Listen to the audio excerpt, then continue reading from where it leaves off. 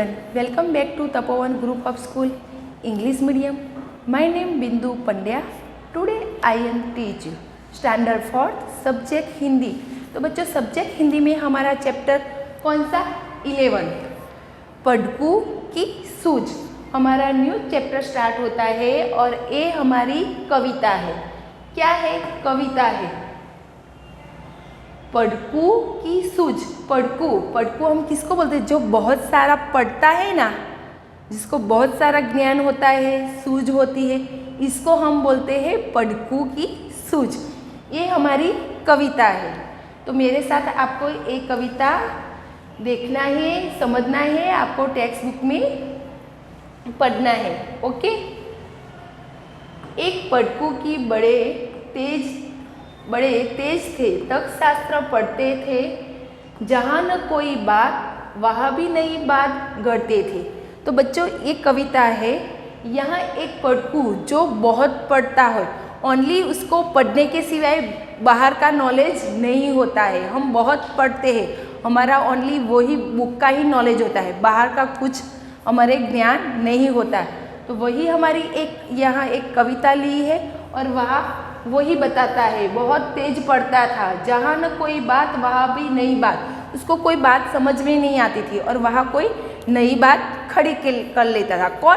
ये पढ़कू नाम का लड़का.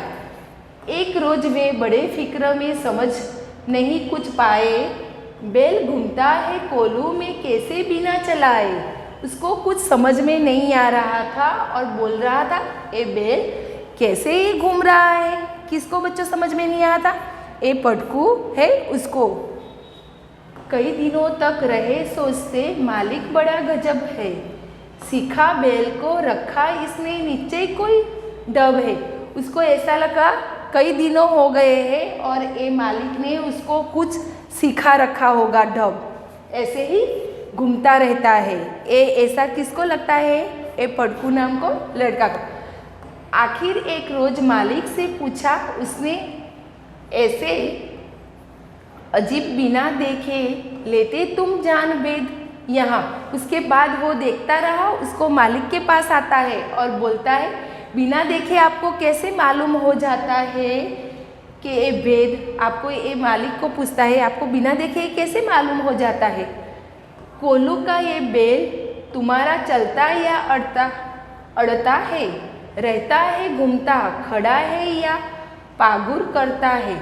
उसने बोलता है वो आपका ये कोलू का बैल है, एक गोर गोर कैसे ही फिर रहा है, ऐसा वो मालिक से बोलता है. और कैसे आप उसको समझ सकते हो, ऐसे खड़ा हो जाते हो. देखो यहाँ. और उसके बाद मालिक ने ये कहा अजी इसमें क्या बात बड़ी है, नहीं देखते क्या गर्दन में घंटी एक पड़ी है. उसके बाद मालिक ने उसको क्या बोला, आप देखते न हो, देखो एक कोलू का बेल है, इसमें ये बेल गोल गोल फिरता है. ये पहले की ज़माने की बात है.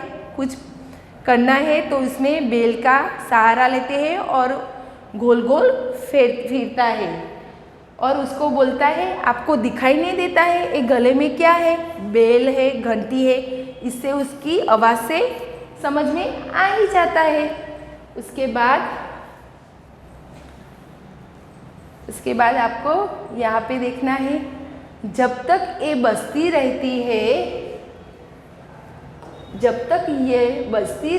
है मैं न फिक्र करता हूँ. हाँ जब बसती नहीं दौड़कर तनिक पूछ धरता हूँ. उसके बाद वो मालिक ने क्या जवाब दिया, जब तक एक घंटी बजती है ना तब तक मैं फिक्र नहीं करता. फिक्र का मीनिंग मैं कुछ चिंता नहीं करता हूँ, ऐसे ही घूमता रहता है बैल. पर जहाँ वो घंटी की आवाज़ नहीं आती तुरंत वो वहाँ के दौड़ के और देखता है. कहा पढ़कू ने सुनकर तुम रहे सदा के कोरे, बेवकूफ मंत्रिक की बातों समझ सकोगे थोड़े. उसके बाद वो क्या बोलता है मालिक ओ पढ़कू को, आप नहीं सुन करोगे, जैसे तुम रहे सदा कोरे, आप ऐसे ही कोरे हो जैसे बेवकूफ. मंत्री की बातें समझ सकोगे थोड़े? आपको ये मंत्री की जो बात है आप नहीं समझ सकोगे। क्यों ऐसा बोलता है कि पढ़कू नाम का लड़का है, ओनली उसको एक तर्कशास्त्र, ओनली जो पढ़ना होता है ना वही उसका ज्ञान होता है, उसके बाहर का कुछ नॉलेज नहीं होता है। पहले के ज़माने में ये मालिक उसके घंटी के आवाज़ से, बैल से वो पहचान लेता था उसकी बैल का जो काम कर रहे थे। उसकी घंटी की आवाज़ जब बंद हो जाती है ना तब उसको समझ में आता है यहाँ हमारा काम रुक गया। तब मालिक उसको दौड़ के वो देखता है और पढ़कू को बोलता है तुझे ये बेवकूफ़ है, तुझे ये कुछ समझ में नहीं आएगा। अगर किसी दिन बैल तुम्हारे सोच समझ अड़ जाए, चले नहीं बस खड़ा खड़ा गर्दन को घूम हिलाए। उसके बाद उसने क्या किया, उसको पढ़कू को अगर किसी दिन बैल तुम्हारा क्या किए ऐसे सोच समझ कर अड़ जाए, तो उसकी भी बात सही है। उसने बोल दिया कभी ऐसे बैल रुक जाए, अड़ जाए, ऐसे क्या करे, हिलाए, तो चले नहीं बस खड़ा खड़ा गर्दन को घूम हिलाए। जैसे कोई बार बैल भी ऐसा होता है, आप ऐसा बोलते हो, जब वो घूमता है उसकी घंटी की आवाज़ आती है तब हमें मालूम है हमारा काम स्टार्ट है। जब घंटी की आवाज़ बंद होती है तब मालिक दौड़ता है। पर ये पढ़कू बोलता है कभी वो अपना क्या कर रहा है, वो सोच समझकर उसका जो सिर होता है ऐसे हलाता है तो उसकी जो गले में गर्दन में घंटी होती है उसकी तो आवाज़ आती है। घंटी टून टून जब बजती बजेगी तुम न पास आओगे, मगर बूंद भर तेल सांझ तक भी क्या तुम पाओगे।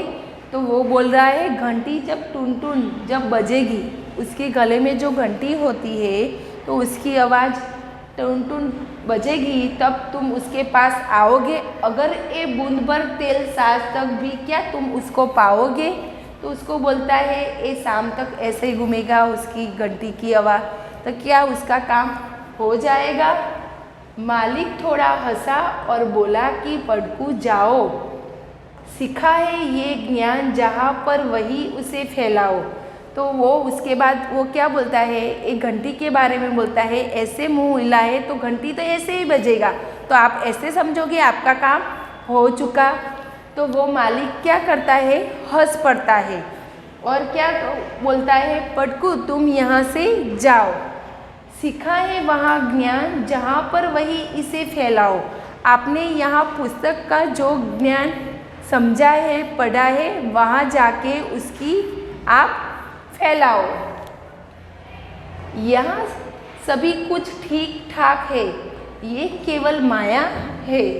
बैल हमारा नहीं अभी तक मंतिक पढ़ पाया है।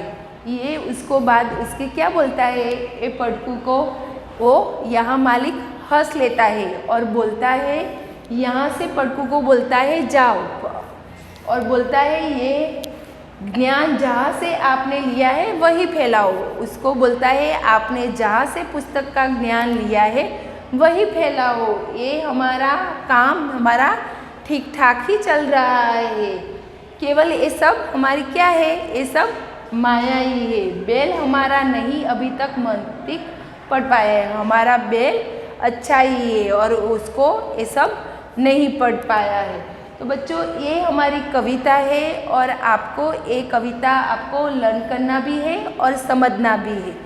और ये पढ़कू नाम का लड़का हमें किसको बताया है, जो बहुत सारा पढ़ता है उसके बारे में बताया है और उसको उसका ही ज्ञान होता है, उसका किसी का ज्ञान नहीं होता है। तो यहाँ हमारी कविता पूरी होती है। ये कविता किसने लिखी है, रामधारी सिंह दिनकर। तो ये कविता हमारे जिस लेखक ने लिखी है तो उसका भी नाम आपको याद रखना है। ओके बच्चों, तो यहाँ हमारी कविता पूरी होती है और आपको लर्न करना है और समझना है। Thank you.